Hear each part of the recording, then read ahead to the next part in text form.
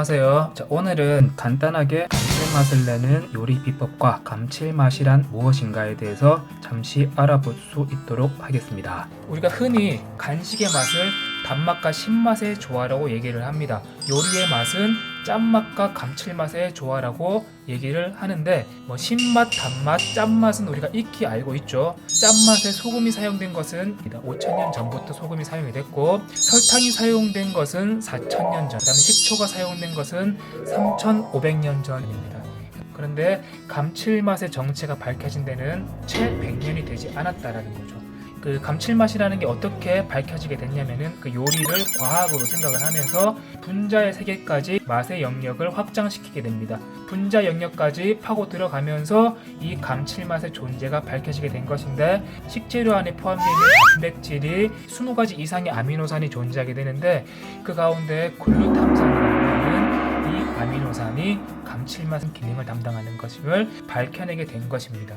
감칠맛을 내기 위해서는 어떻게 해야 되느냐? 감칠맛을 즐기기 위해서 가장 쉬운 방법으로 사용하는 게 뭐냐면은, 우리가 지식을 몰랐지만 경험적으로 사용하고 있던 방법이 있습니다. 바로 이 고기를 활용하는 거죠. 육류에는 단백질 함량이 많고 그에 따라 글루탐산의 양도 많이 함유되어 있습니다. 그런데 이 고기의 문제점이 뭐냐?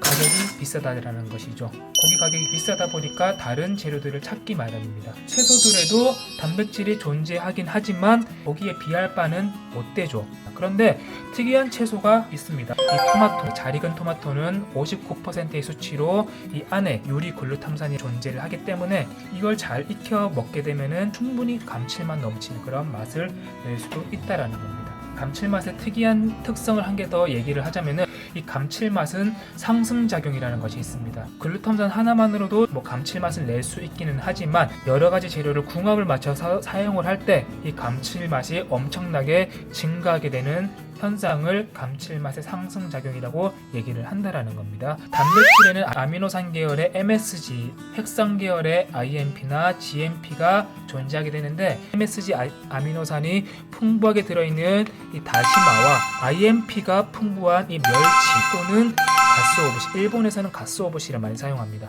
를 함께 넣고 끓이게 되면은 감칠맛이 무려 원래의 상태보다 7배까지 증폭이 되게 됩니다. 그런데 여기다가 GMP가 풍부한 건표고를 사용할 때 감칠맛이 무려 30배까지 증폭을 하게 된다는 겁니다.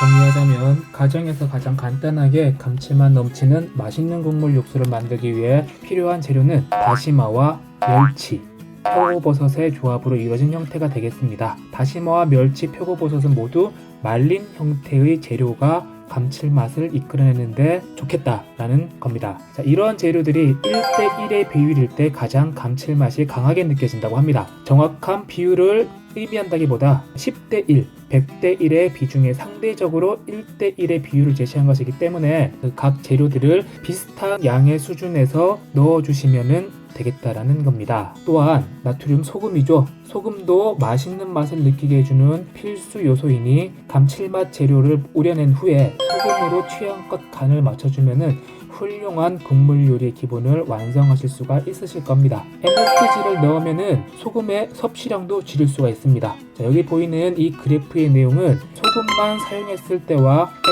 MSG 0.38%를 함께 사용했을 때를 비교한 내용인데, MSG 0.38%를 같이 넣었을 때 소금을 0.4%만 넣어도 0.9%를 넣은 듯한 짠맛을 느낄 수 있다라고 하는 그런 내용이 이 그래프의 내용이 되겠습니다. 그래프 내용이 조금 보기 어려울 수도 있는데, 왼편에 보이는 그래프 MSG를 하나도 넣지 않고 소금만 넣었을 때 0.9에 달하는 수치가, 오른쪽 그래프 소금 0.4를 넣었을 때 MSG를 0.38%를 더했을 때의 시작 부분과 동일하다라는 거죠. 소금 0.9%를 넣은 것과 소금 0.4%에 MSG 0.38%를 넣은 수치의 짠맛이 동일하다, 그렇게 이해를 하시면 되겠다라는 겁니다.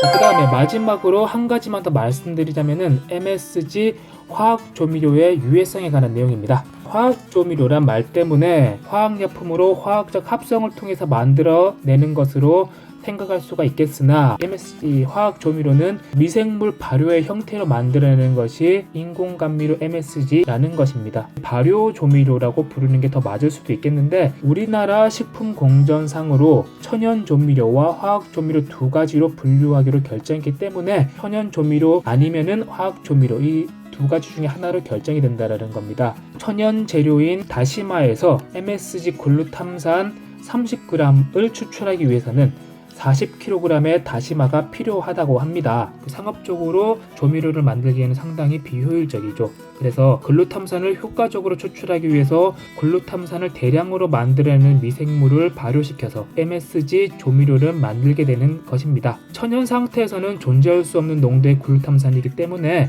우리는 이제 식품공정상 이것을 천연 조미료라고 부르지 않고 화학 조미료라고 부르게 된다라는 거죠. 화학이라고 하면 좀 신체 유해해 보이지 않습니까? 그런 유해한 약품들을 막 섞어서 없는 물질을 새롭게 만들어낸다라고 이제 인식을 할 수도 있겠는데 사실은 그것보다는 천연 상태로는 존재할 수 없는 농도를 미생물 발효를 통해서 만들어내는 것이기 때문에 화학 조미료라고 이름을 붙여서 사용하고 있다. 이렇게 이해를 하시면 되겠다라는 겁니다.